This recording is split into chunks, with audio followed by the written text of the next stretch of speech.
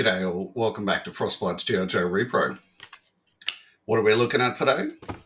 I managed to find this bit of Motu, bit of Masters of the Universe.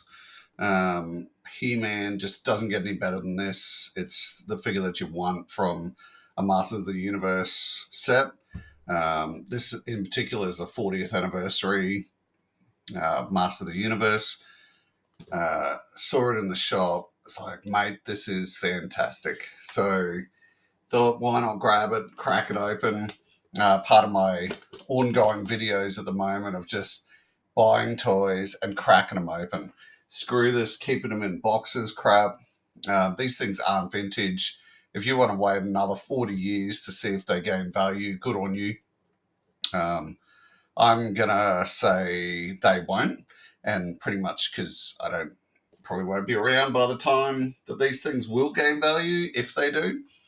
So if you're collecting these things, I would just advise you just get them out of the box if you want to, and play with them. Like, have a bit of a feel with them and enjoy displaying them on your shelf. But anyway, I crap on about that with each of these videos. So let's talk about this. So it's cost me $10, I think, at ToyMate. Anyone hating on ToyMate just doesn't get it, or isn't really loving collecting toys. They have fantastic deals there. I don't work for ToyMate, by the way. I just really like shopping there. But yeah, you always find something there that is great to just crack open and have a go of. But yeah, let's open this up and take a look at it. He-Man, Master of the Universe, 40th anniversary limited release. I wouldn't say it's limited, actually. It's probably just looks nice with that sweet sticker up there. Looking at the packaging, this is how you do packaging. This is this should be the standard of all toy packaging. Mattel is just getting shit right at the moment. I mean, look at this, right? You've got this in the case, this beautiful insert background, which is then leading to like these the old school pictures of the flying rocks and stuff on the outer. The figure inside is displayed posed. This, like, when toy makers pose the when they pose the figures on the inside, that sets your imagination off when you go and pick these things up. It's just amazing. This whole thing is a standard on how to sell a toy. Just looks great. The colors,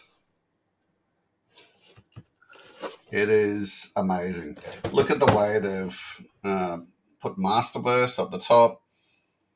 You know, they're announcing that it's got the 30 points of articulation. On the sides, we've still got the flying rocks. And then on the back, we've just got this absolutely epic artwork. We can see Castle Grayskull in the background. Got some planets up here. We've got He-Man with his axe and his shield. Battle Cat here. And Skeletor sort of lurking down here. And you can see written here, 40 years ago, Mattel created Masters of the Universe, a world of space and sorcery, of fantasy and technology, and of He-Man, the hero who inspired children to discover the power within themselves. Something really powerful here. You know, it's quite easy to look at this artwork and just be amazed and be in awe. I actually really, now I'm seeing it, just really like this. Mattel empowering the next generation through play. Just fantastic. Because, you know, if you're a parent in these days, you know that your kids' play is designated by consoles, computers, tablets, mostly their phones. And, there can be a distinct lack of play once kids reach teenagers. It just becomes more about social media stuff. So, yeah, I really like that this to me doesn't seem like it's centered immediately on adult collectors like I think Hasbro does. This to me could easily be centered on kids and adult collectors, which, really makes me happy. All right, so enough about the outers. Let's crack it open. How's this opening?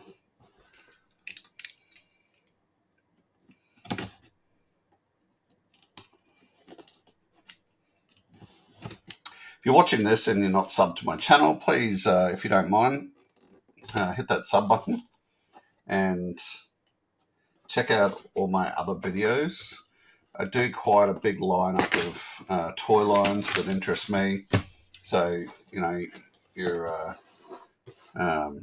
He-Man, GIJOE, Star Wars, generally whatever seems cool I find in the shops.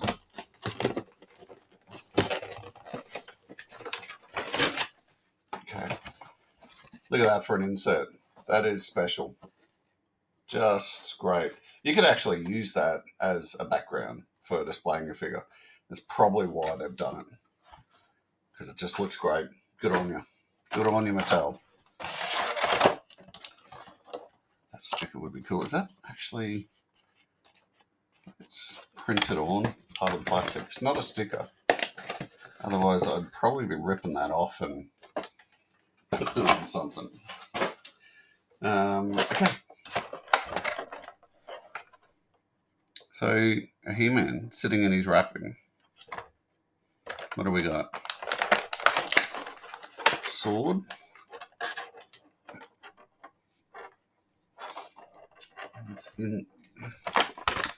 Let's cut some of these out.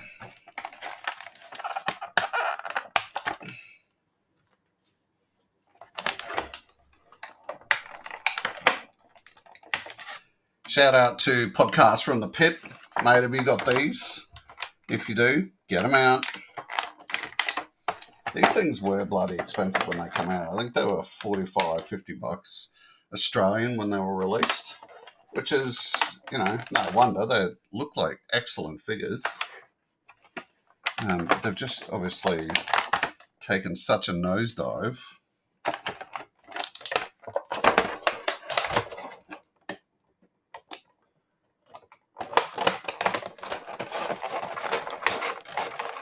Okay, shield.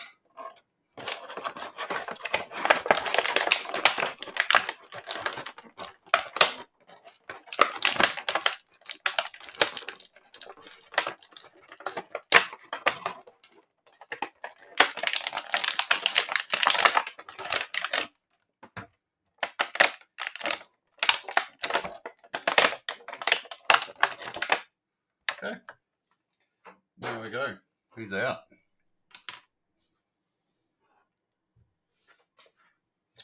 All right, so we have an axe, shield, sword, alternate hands, and the figure itself. So for today's opening and review, I've brought along a little friend, and that is an OG vintage He-Man. All of the parts. He's complete. Because I wanted to take a look at these side by side and just, see where we're at. This is a 40th anniversary figure, so why not, compare it to the figure that was the original piece. So we're going to do this part by part quickly. Let's start with the sword. Like the sword from the vintage He-Man was such an iconic piece.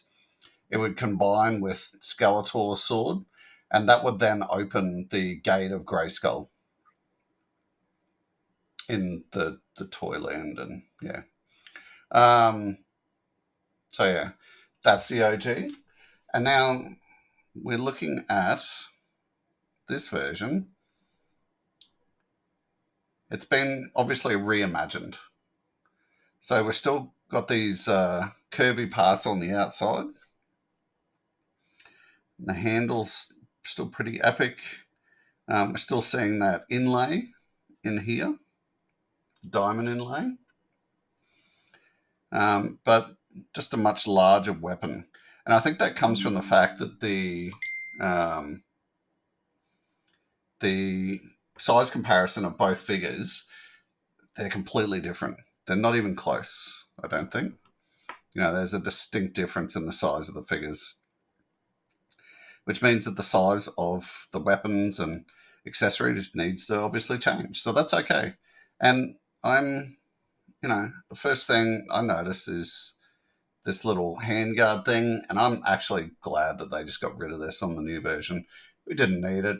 It was just because of how the original He-Man's hands were sculpted that we just had that.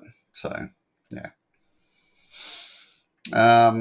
We're noticing as well, seeing a lot more detail. So you can actually see the hand wrap on the hilt of the sword as opposed to nothing on the OG version. So yeah, both are great. I love both. We'll put them up there. And let's go to the axe. So once again, we're seeing a lot of similarities and a few differences. So little nice things like these chips in the edges of the blade. That's great. That is fantastic. Give me that detail. I love how we see things like these 3 dots. They're evident on there. Just the way that the axe is molded up the top, we're seeing that. Bit of a difference here. We've got our sort of hand wraps or the ribs on here, which is great. And they're just much more pronounced as, more of a wrapping on this. But yeah, similar and both cool. Happy with both. Okay, next, let's have a look at the shields. So the thing I like about this, right, is we're not seeing crap changes. The people designing this Masterverse figure aren't deciding, oh, we're just going to give you something new. You will just take it. No, they're just reimagining stuff, but really maintaining that close relationship with the original. So in this case, we're seeing the bolts on the outer. You're still seeing them here. They're just on the absolute outer instead of being on the face. We're still seeing our 4 red parts or components there, and we're still seeing our middle part. On the back, we're still seeing a handle and a component to grip onto the arm. And this, it's just simple stuff like this that is the reason why I can honestly just say Mattel has got their shit together. They are doing great. Okay. So let's look at the figures.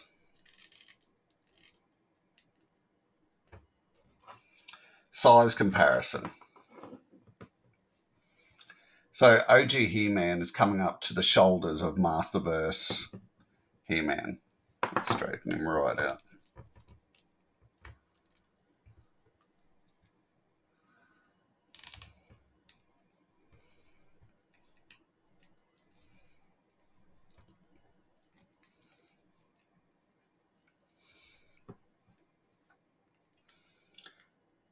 So just up to the chest plate, even below the shoulders. That's your size comparison.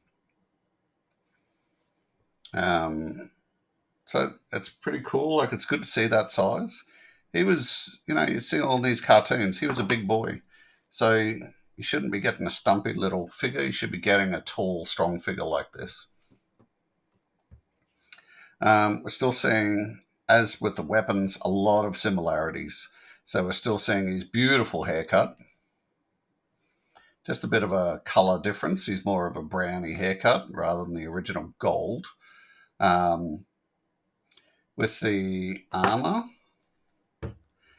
that is actually separate to the body.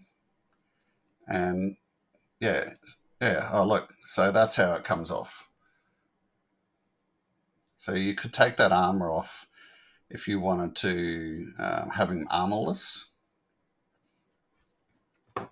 which is the same as what we had on this one.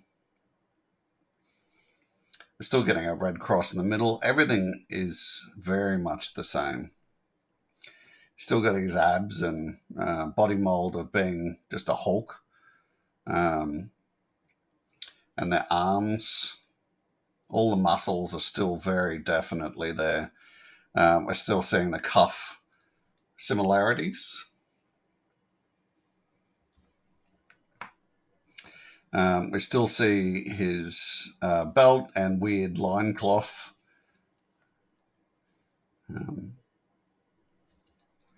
Still looks great. I don't know if you guys have seen, there's a meme of He-Man having a electric shaver and he shaves all this off. Yeah, it's a weird meme. Check it out. It's funny. So in the OG, how we used to just have the real low numbers of articulation on him, so the arms would just swing, the head would just move left and right, and the legs were sort of you can move them around, but noting that on the inner and here is a leg band, and at any moment that could snap. So I've become quite okay at changing leg bands, so I'm no longer living in fear. But new technologies. We just now have ball joints and hinges. So the head on this guy has that level of movement. So not that much, but still enough. It's got a full turn. His arms are a full turn and excellent movement, 90-degree movement. But the difference here, right, is he's got that movement there at the shoulder. He's then got this movement here. And then a double barrel hinge on the elbow. So not just one. So most of the figures that we're seeing, a lot of them from Hasbro, we're seeing just one hinge on the elbow. This guy can go a lot further.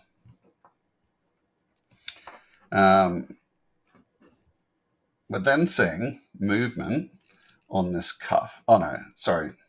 The cuff is a separate component, but we're seeing movement on the hands. And the hands, of course, can be exchanged with the two extras that you get with him. And what I'm finding interesting as well is there's 4 different hands. So you're not, like with some companies, you're not just getting 2 sets of hands. This figure comes with 4 different hands. That is excellent. For the purposes of posing and using weapons and stuff, that is exactly what you want. Just a bit of difference.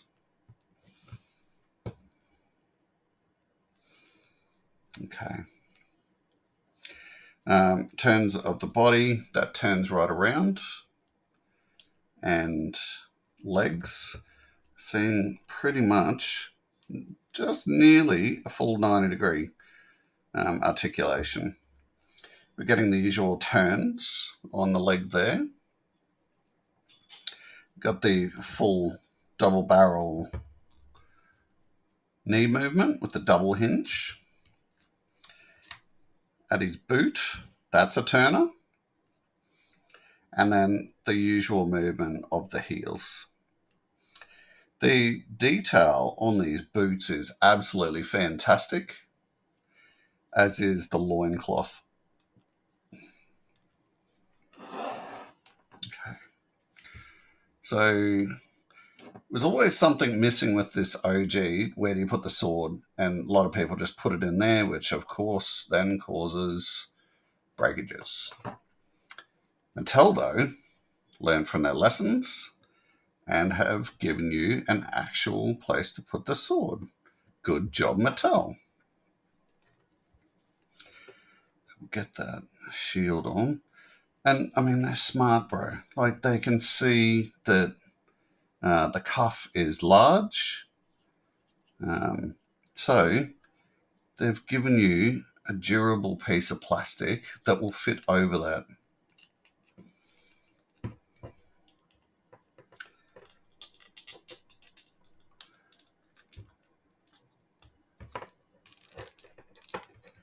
Just got to get that into his hand.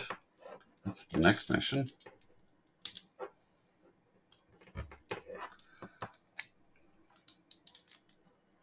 It's probably actually the wrong hand. It's more of a sword holding hand. Let's change that out for the one that looks like the original. See that sort of hand? Now let's try that. Yep, that is much better.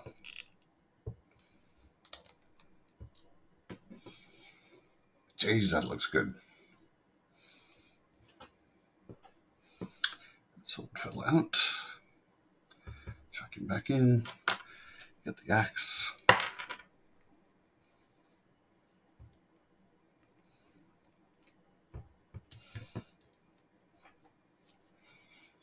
And obviously it's great as well. Like, they're giving you two of these hands that hold stuff, so that if you want him to be holding his sword and his axe, you can do that. It's just easy as pie. This is great planning. I know I sound like a Mattel fanboy. I actually really like the majority of the toy lines from Hasbro. I just don't feel that Hasbro is doing it as well as other brands like McFarlane and Mattel. So, yeah, there you go. There's two figures, the loves of your life from your childhood.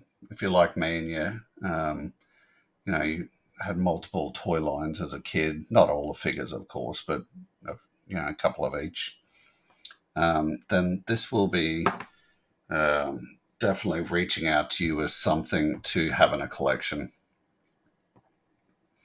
Let me know in the comments what you think about this. I think, so I know with some other toys that I've reviewed, I have said that at that $15 mark, those toys are fantastic. At the $45 mark, they're not. This thing at the $45 or $50 mark that I'm pretty sure it released at back in 2022, this is actually fantastic. If I'd probably watch review videos back then to check out what it was like and then go and purchase it, I would have probably just gone and purchased it. It is just a fantastic figure. But like I said, let me know in the comments how do you feel about the figure. Enjoy the video today. Hit that like button. Leave me a comment. Always happy to receive feedback. If you're new to the channel and you're not currently subscribed, hit that sub button. Catch on my latest and new videos that will be coming out soon. I really appreciate all of my subscribers. They just keep me motivated to keep making content for you guys. But apart from that, thanks so much for lasting until this point, and we'll see you in the next video. Bye-bye.